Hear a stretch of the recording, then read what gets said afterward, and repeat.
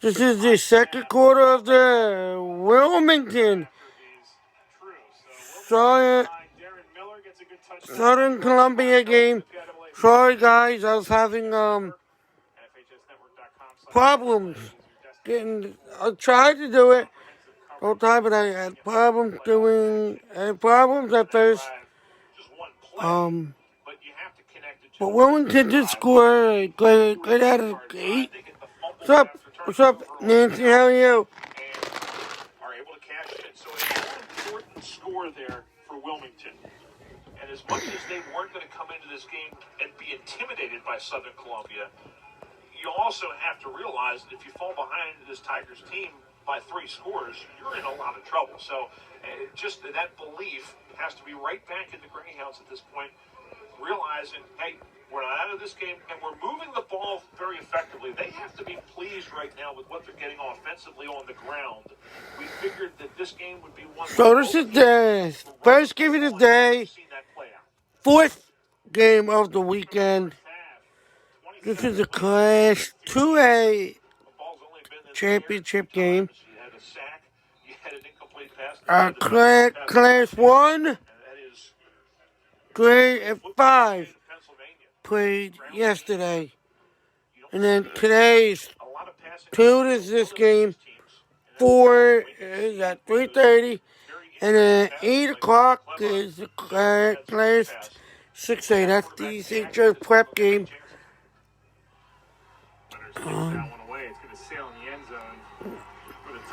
Southern Columbia is in the white, and Wilmington's in the blue.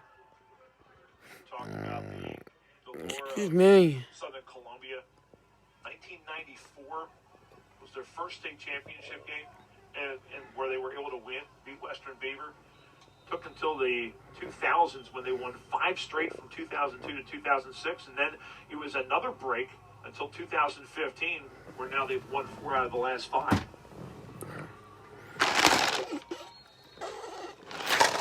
By the way, just the 8th fumble loss by Southern Columbia this season on that previous possession.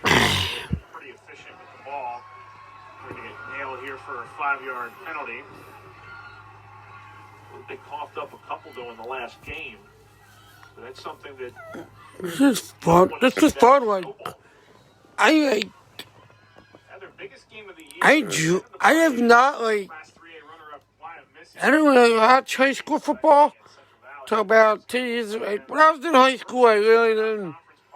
I went to some games, but I haven't watched high school football till last year and this year. I've been following high school football again. What's up, Barack? How are you?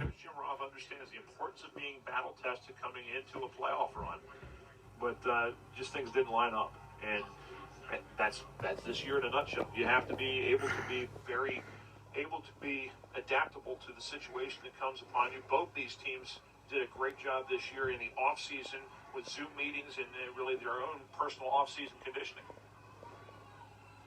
Also had their rivalry game with Mount Carmel wiped out as they will hand off here to Wisłowski.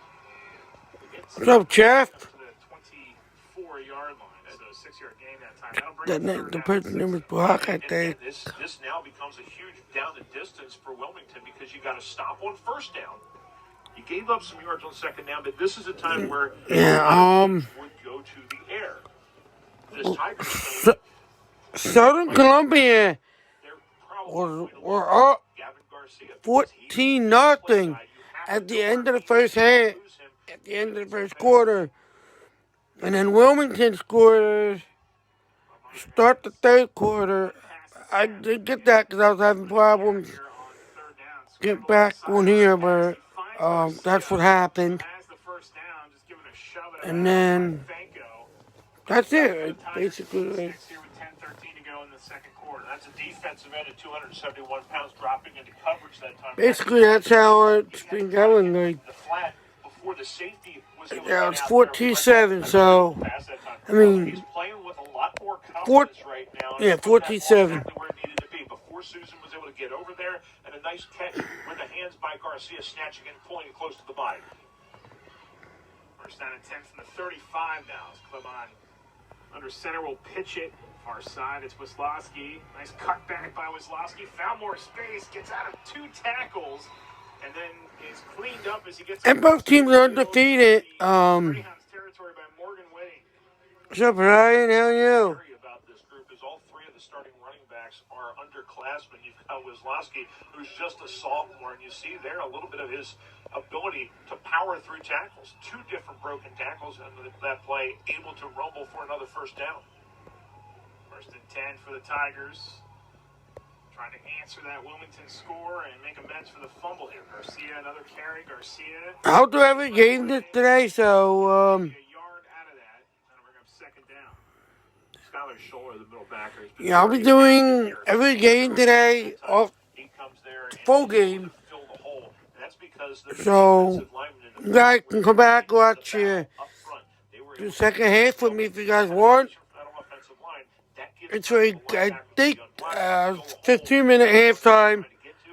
and then it will pick back up, so The 6th carry for Garcia here in the first half. It was 27 yards, but he has 2 touchdowns. this game's a pretty good game now. Both teams very well matched. Off to him again. Actually, every game this weekend so far, besides the He's a guy who averages over 17 yards. Pine That's Rich yards per carry. Land, Last year was a very similar number for every besides the game Pine on Rich the ground. Land, But this is a different beast out there. The Hounds' hammer defense that they use under defensive coordinator Rob Shimrack has been rock solid all season long, and they've set up a third down and long. Cathedral Prep game. That game, Pine Richland won 48-7 last night. That was the 8 o'clock game yesterday. On the edge, he is not the most fleet of foot, and the Wilmington defense does a good job stepping up that time. Honestly, Eric, I think that was a called run, trying to get a quarterback scramble to that side, and Wilmington would have none of it. A great job by this defense of getting the win on first. Here's the rest of today's schedule. Thomas Jefferson plays Jersey Shore at 3:30, and then tonight St. Joe's Prep plays York. Something York. Have nearly the length of the field to go here to try to tie this one up as we're about halfway through the second quarter. Whatever, York. Southern Columbia. And then tonight, so the rest of today's schedule: Thomas Jefferson, Jersey Shore, 3:30, and tonight's 8 o'clock game is the Trying to tie this one up here with Susan. Cent. On play number 1, he's got room, and Ethan Susan Central York versus St. Joe's Prep game. That game's at 8 o'clock. So, like I said, I'll be doing all the games today. So, feel free to come back and watch. There's the second half of this game and then the rest of the games. Like, Nobody back deep to be able to cut off the running back. So Davis made a great angle of pursuit just to get there and stop that from being a touchdown. But as soon as they broke containment at the line of scrimmage with some great blocking left side, Jake Chimiak, the left tackle, had an excellent block. 48 yards on the run, and Miller will spell him here on this play on first down. And he's going to get shoved back for no gain that time. It's one thing to break the big play, which does change the field position situation. But now this is the Class 2A, if you guys did not already know that. This is the Class 2A championship. So, Class 1, what's up, Nene? Class 1A, 3A, and 5A played yesterday. And then 2, 4, and 6 played today. Miller finds some room. Miller gets speared as he is inside the 35 to the 33 of the Tigers. Short of the first down to bring up third down and short. Come on, that wasn't a spear. That was a nice pickup and lay down from Nick Ziegler, but a very textbook tackle nonetheless. But a big hole up the middle, and Miller again breaking a tackle. These are running backs that are not going down on first contact, so it was... And Miller able to step out of an arm tackle and pick up a flag here. This actually becomes an important penalty. In this game, the difference between 3rd and 2 and 3rd and 7 is huge.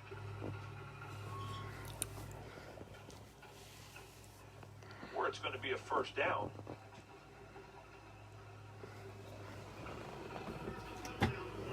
Or it's going to be nothing.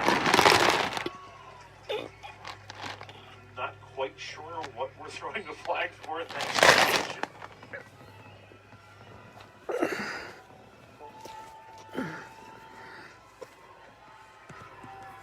Got it 2 for Susan in this offense. And he is going to be stopped short of the first down. Time here for Billion. They're too far away for a field goal try to win. Nothing's going to help them here. This will be a 4th down conversion opportunity here. There's no decision to be made here. You go for it here. With the success they've had between the tackles so far, I would have to think that they're going to try to give Miller the football off the gut.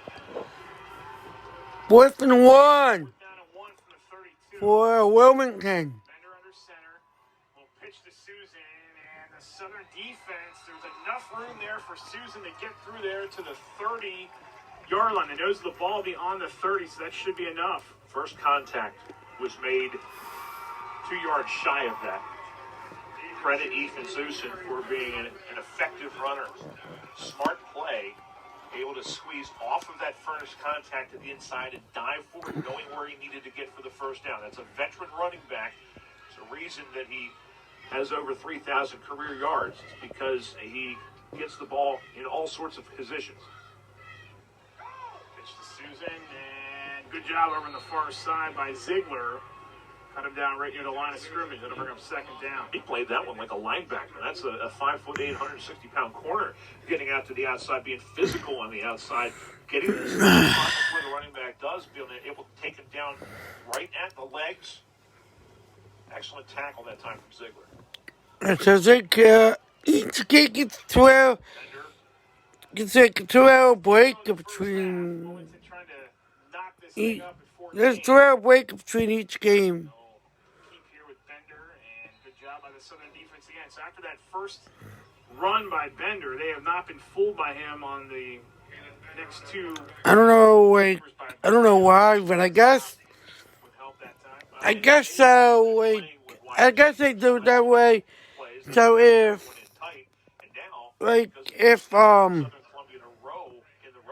Wilmington goes in overtime, or they give the one team time to celebrate after they win. Bender will throw it. Gets a block. Can't get a second block. And Heim and fumbled the football. He did. Let's see what they call here. This is there's 3 minutes and 53 seconds left in the first half. The White Hat called that one to be a turnover, but it was overruled. I think somebody had a better look and said that the knee was down before that, and it will be Wilmington where, if nothing else, the sack at least makes sure that they're going to punt and have room to punt here. For a moment that Bender was going to shake out of that, and then Heim and Wortman, as it's a low snap, Bender will boot it away. Good job to get a hold of that one and put it down the field. It's inside the 10-yard line, so Southern will have good distance to go here with 3:24 to play in the half. They got a 14-7 lead. And the major story from off the field in this game is Jim Roth in his 37th year trying to get the all-time record for the state of Pennsylvania in career coaching wins.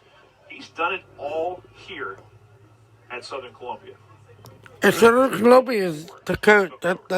If they win, the coach will make history. So I would like to see them win, but that's a friendship and a bond that is so important for a coach to have somebody that he knows he can trust. And both teams are undefeated. One team's 9-0, and I think the other team's 11-0.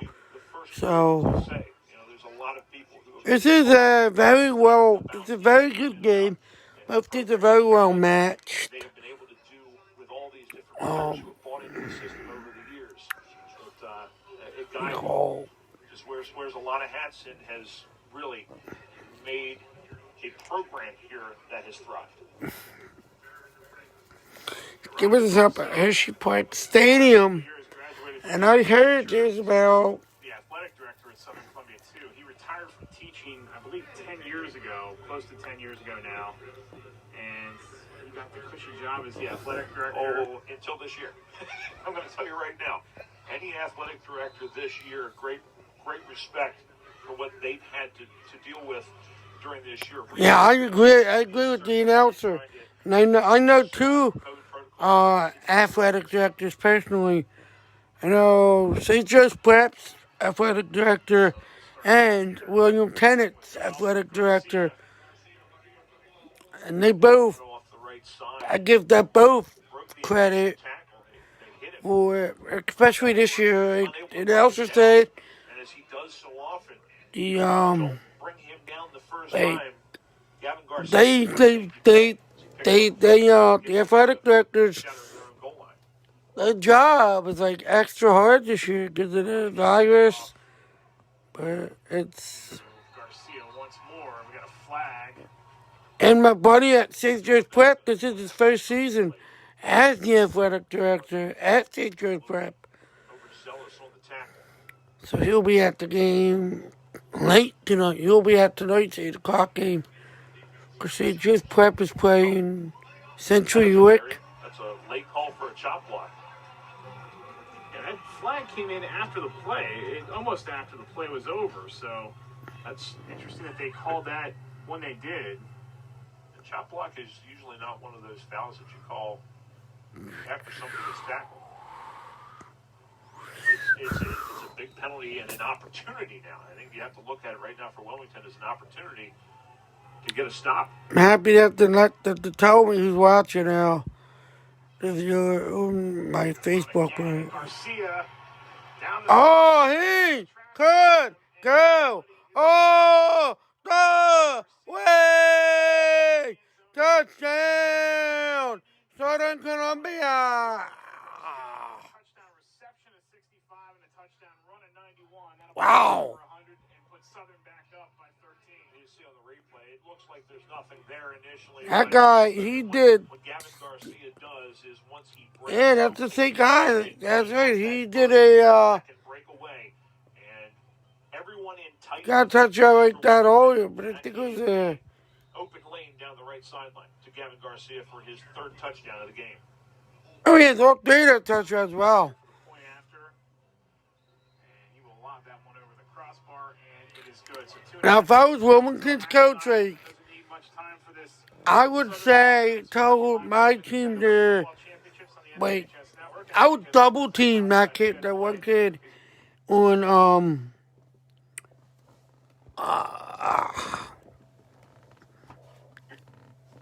Southern Columbia. But if he has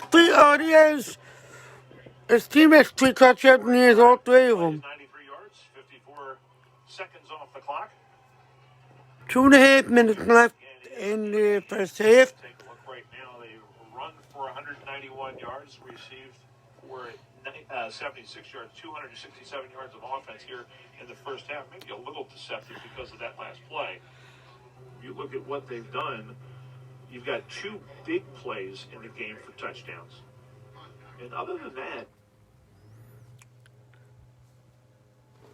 I don't know what it is. Not my TV. Is it? first half maybe a little deceptive because of that last play. You look at what they've done. You've got 2 big plays in the game for touchdowns. And other than that, it hasn't been a bad defensive effort, but you've got Garcia ending up with that 89-yard touchdown officially, and then the kid Garcia, he has all 3 touchdowns for Southern Columbia. Wow, I didn't realize that. I knew he had 2. I didn't think he had all 3. That's crazy.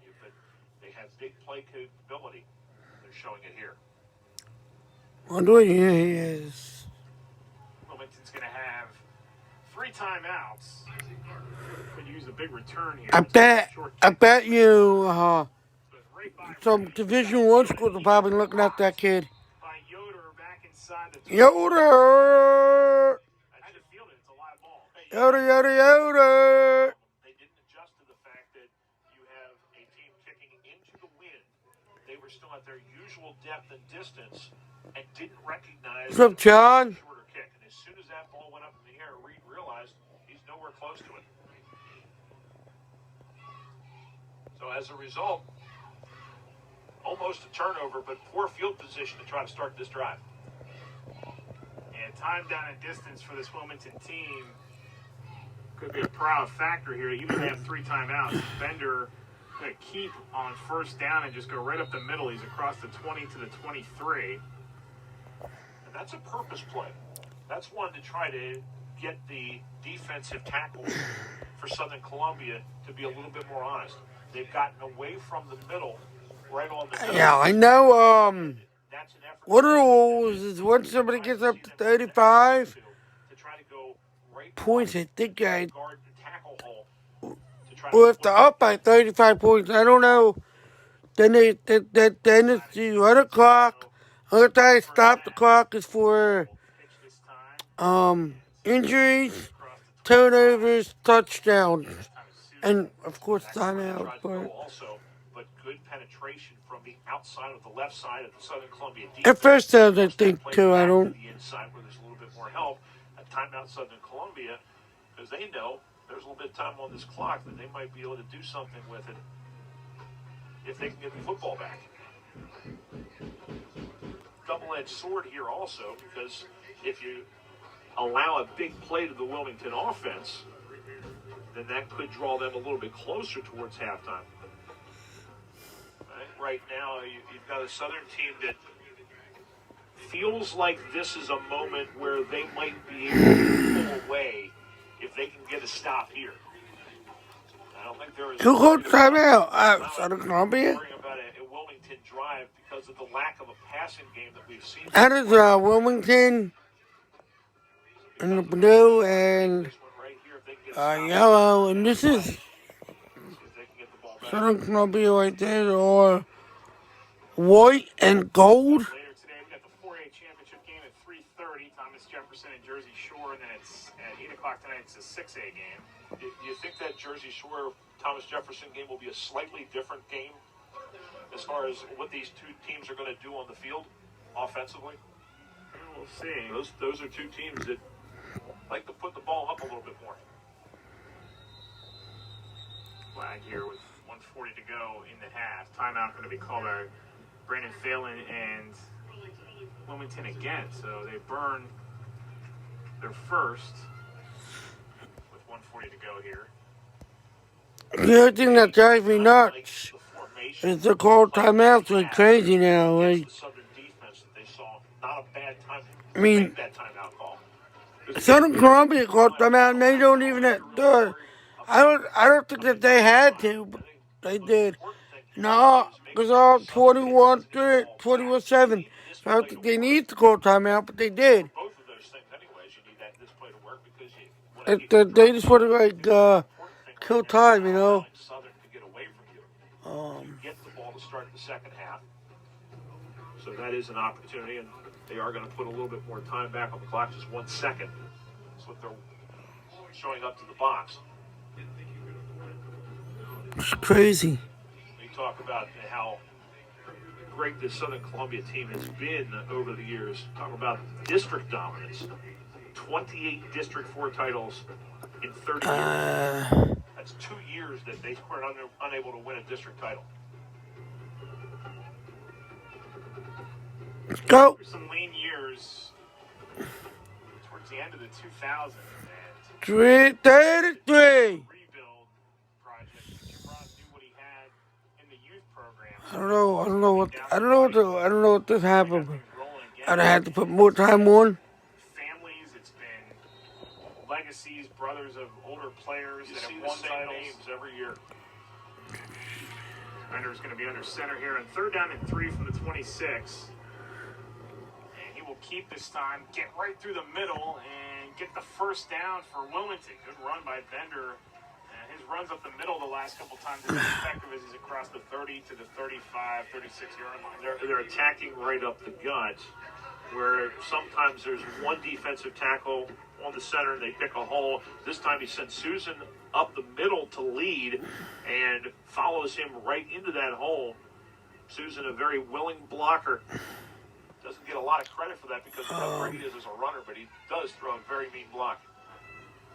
Bender has Susan emotional pitch to him. Potter got through there initially, but he gets around all that. He gets down the sideline and out of bounds to save the timeout, get the first down, and move the sticks for Wilmington. There is no way that he had an opportunity to get to that outside. And the clock stops, of course. It shows you breakaway speed. If he he's got two different players. I agree, but I mean, I don't think that they should do it like the pitch. You've got one guy there. they. He's outflanked there. He's outflanked again. He still uses that speed. I don't think they should stop the clock every time, but Just outside of midfield like with 1:04 to play in the first half. Susan is in the slot, bottom of your screen now. I agree they should stop the clock. Operates out of the shotgun. I think they should not like have the clock, like have a run clock. Only time stop it is for touchdowns, turnovers, injuries, or timeouts. But This is not a place where the wing T offense is beneficial for you because you don't really run a lot of no huddle, but right now they need to do that. yeah, and if there's no huddle, then they don't stop the clock. So Discussion about the play. Susan again in the slot at the bottom of your screen. Bender going to throw off his back foot. He got hit as he threw it. It's a long pass down the field. And the coverage here by Yoder. He was looking for Susan. Kind of figured where he was going to go with the football. And it was just going to be a hoist down the field. And I would not be surprised here on third down to see exactly the same type of a play. Just this is the 25 seconds left in the first half. It's 35, and Wilmington has the ball. Yeah, some trickery here possibly. 3rd and 5 for Wilmington from the 46. So I'll be doing the second half. 15 minutes. So the halftime is 15 minutes. So if you guys want to come back, watch the third quarter. That'll begin in 15 minutes after. So 15 minutes of. So halftime is 15 minutes. Southern didn't at least call timeout, but Wilmington is at the first half. So I'll be back in 15 minutes, guys.